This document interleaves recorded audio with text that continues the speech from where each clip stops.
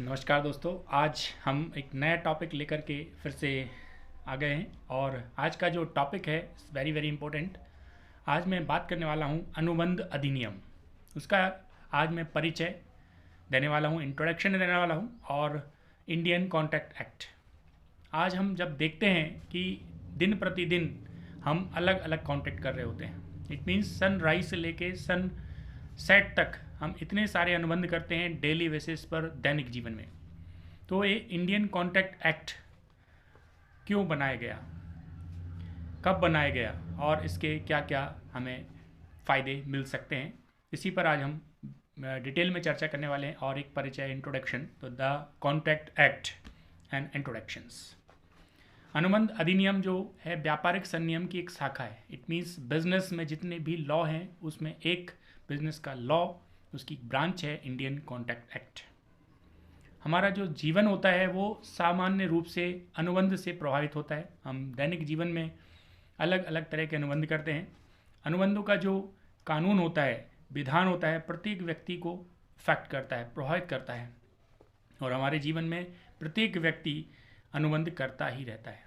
चाहे हमें कहीं पर जाना हो तो हम टैक्सी वाले को बुलाते हैं तो टैक्सी का अनुबंध हो जाता है। इसी प्रकार से हमें पुस्तक खरीदना हो तो हम स्टेशनरी वाले से अनुबंध करते हैं। तो इस प्रकार से कॉन्ट्रैक्ट जो है हमारा सुबह से लेके शाम तक हर दिन प्रतिदिन चलता रहता है।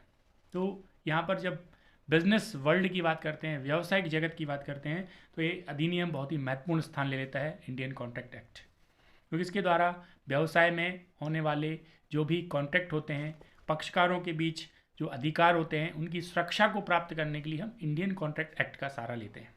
जिस प्रकार जनता और संपत्ति की सुरक्षा के लिए हमारा जो कानून होता है, दंड विधान होता है, उसी प्रकार से हम बिजनेस की सुरक्षा की दृष्टि से, स्थिरता की दृष्टि से, सुरक्षा की दृष्टि से हम एक कानून बनाते हैं, अनुबंध विधान पर निर्भर करता है।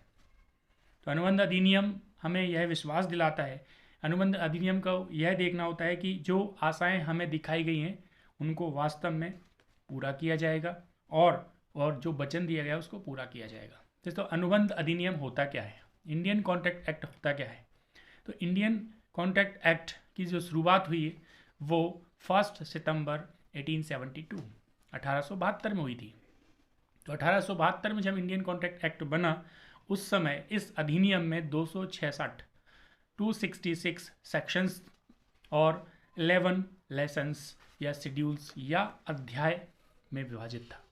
तो इस प्रकार से हम देखते हैं कि अनुबंध अधिनियम जो है वो मुख्य रूप से व्यवसाय में जो अधिकार प्राप्त होते हैं पार्टीज़ को, पक्षकारों को, उसके बारे में जब अनुबंध हो जाता है तो उसके बाद दोनों पक्षकारों को कितने अनुबंध किए गए हैं या उनको क्या क्या अधिकार दिए गए हैं उसके बारे में ही यहाँ पर बताया गया है। तो अनुबंध अधिनियम में मुख्य रूप से पहले व्यवसाय से संबंधित जो विक्रय अधिनियम था, वस्तु विक्रय अधिनियम, it means goods sold act, पहले कॉन्ट्रैक्ट एक्ट में शामिल था लेकिन उसको बाद में अलग कर दिया गया और ये 1930 में एक नया अधिनियम बन के तैयार हुआ जिसको हमने बोला वस्तु विक्रय अधिनियम, सेल्स ऑफ गुड्स एक्ट 1930। इसके अलावा जो पार्टनरशिप होती थी उससे संबंधित एक और अधिनियम निकल के आया जो इंडियन कॉन्ट्रैक्ट एक्ट में पहले शामिल था, उसको बाद में अलग कर दिया गया और ये 1932 में partnership act, Indian partnership act का प्रादुर्भाव हुआ और ये एप्लीकेबल हो गया, जिससे पार्टनरशिप से संबंधित जो भी यहाँ पर कानून थे वो पार्टनरशिप एक्ट 1932 में चले जाते हैं। तो यहाँ पर जो सैद्धांतिक रूप से हम बात करें तो अनुबंध के सामान्य सिद्धांतों पर आधारित जो कानून थे वो अभी इंडियन कॉन्ट्रैक्ट एक्ट के अंदर मिलेंगे आपको।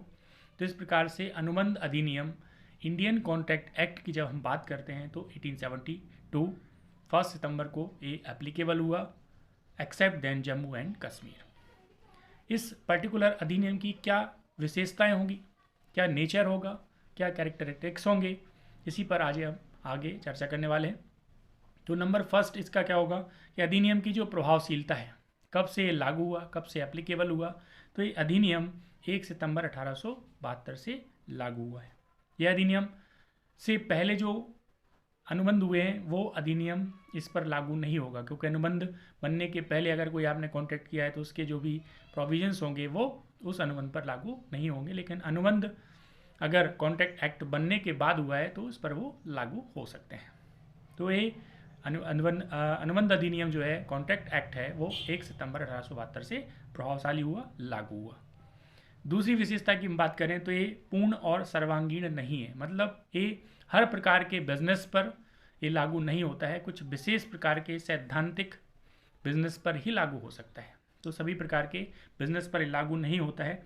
जैसे पार्टनरशिप एक्ट अलग बन गया है, विक्रय अधिनियम अलग बन गया है, इसी प्रकार से अगर आप संपत्ति का हस्तांतरण करते हैं तो उस पर एक अलग अधिनियम लागू होगा। तो ये संपूर्ण सर्वांगीण नहीं है।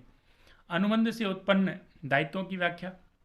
जब अनुबंध होता है तभी दायित्वों का यहाँ पर दायित्व उत्पन्न होते हैं, क्योंकि जब दो पक्षकार आपस में किस बात को लेकर के कॉन्ट्रैक्ट किया हुआ है तो उनके आपस में जो कुछ राइट्स और कुछ ड्यूटीज़ बनती हैं, तो एक कॉन्ट्रैक्चुअल रिलेशंस होते हैं। जब कॉन्ट्रैक्ट होगा तभी जा कर के लायबिलिटीज़ क्रिएट होती है। इसके अलावा अनुबंध में ऐसे कोई दायित्व या अधिकारों के बारे में कुछ नहीं बताया गया है। अनुबंध के सिद्धांत और सीमाएं।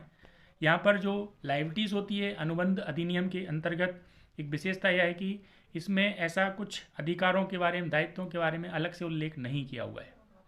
जब अनुबंध किया जाएगा तो उसमें जो भी अधिकार एक पक्षकार दूसरे पक्षकार को देता है, उन्हीं अधिकारों के बारे में यहाँ पर लिखा गया है। तो भारतीय अनुबंध अधिनियम 1 सितंबर 1872 में बना था। इसी प्रकार से इसमें जो राइट्स होते हैं वो दो तरह के राइट्स होते हैं। एक व्यक्तिलक्षी अधिकार, इट मीन्स राइट्स इन पर्सोनम। जब एक पक्षकार दूसरे पक्षकार को कुछ अधिकार देता है तो वो व्यक्तिलक्षी या राइट्स इन पर्सोनम कहा जाएगा। और जब एक व्यक्ति को पूरे वर्ल्ड के अगेंस्ट में कुछ राइट्स मिल जाते हैं तो इसको बोलते हैं राइट्स इन रेम। ये अगर एग्जाम्पल से हम समझें तो यहाँ पर मिस्टर जो अंता हैं वो वंता को एक कार 1 लाख रुपए में खरीदने का प्रस्ताव देते हैं, अनुबंध करते हैं। और यहाँ पर जो अनुबंध है वो अंता ने वंता से एक कार 1 लाख रुपए में खरीदने का अनुबंध करता है।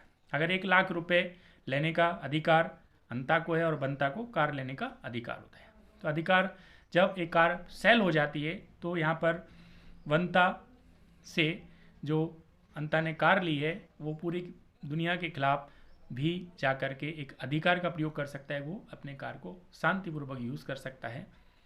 तो इस प्रकार से 2 प्रकार के अधिकार हो सकते हैं, एक पक्षकार दूसरे पक्षकार को अधिकार देता है। तो इस प्रकार से हमने देखा कि अधिकार के अलावा जो अनुबंध की कुछ परिभाषाएं होती हैं, कुछ डेफिनेशंस होती हैं, उन डेफिनेशंस को आज समझते हैं हम। तो meaning and definition of contract, अनुबंध किसे कहा जाता है। तो यहाँ पर जो न्यायमूर्ति जस्टिस सॉलमंड के अनुसार यहाँ पर बताया हुआ है कि अनुबंध एक ऐसा ठहराव है जो पक्षकारों के मध्य दायित्व उत्पन्न करता है और उनकी व्याख्या करता है। तो एक contract is an agreement creating and defining obligations between the parties. 2 पक्षकारों के बीच जो दायित्व उत्पन्न करता है, उनकी व्याख्या करता है, उसी को अनुबंध कहा जाता है। सेकंड डेफिनेशन जो ब्लैक स्टोन के अनुसार है कि अनुबंध किसी विशेष कार्य को करने अथवा नहीं करने का ठहराव होता है। इसमें पर्याप्त प्रतिफल होता है, कंसिडरेशन होना जरूरी है। तो एक contract is an agreement upon a sufficient consideration to do और not to do a particular things. किसी काम को करने या न करने के बारे में अगर कोई एग्रीमेंट किया जाता है, कंसिडरेशन किया जाता है, जिसके बदले में कुछ प्रतिफल दिया जाए, तो उसको हम कॉन्ट्रैक्ट कहेंगे। इस प्रकार से हमने देखा कि अनुबंध की जो परिभाषाएं हैं सालमन के अनुसार या ब्लैक स्टोन के अनुसार, फिर इंडियन कॉन्ट्रैक्ट एक्ट 1872 में जो डिफाइन किया हुआ है under section 2H, an agreement enforceable by law is a contract. एक इस प्रकार का एग्रीमेंट जो कानून के द्वारा प्रवर्तनीय होता है वो ही अनुबंध की अंतर्गत आएगा। तो अनुबंध एक ठहराव है और जो प्रस्ताव की स्वीकृति देने से उत्पन्न होता है, और एक ठहराव राजनियम द्वारा प्रवर्तनीय होता है, तभी दोनों पक्षकारों वैधानिक दायित्व उत्पन्न करता है। तो इस प्रकार से अनुबंध की कुछ परिभाषाएं जो आज हमने आपको बताई।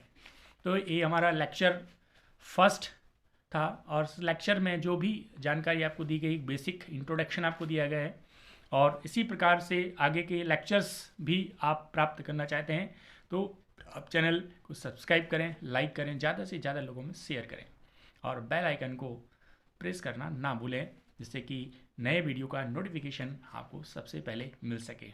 तो आप घर पर रहें और खुश रहें, इसी शुभकामना के साथ आज का वीडियो मैं समाप्त करता हूँ। धन्यवाद, नमस्कार।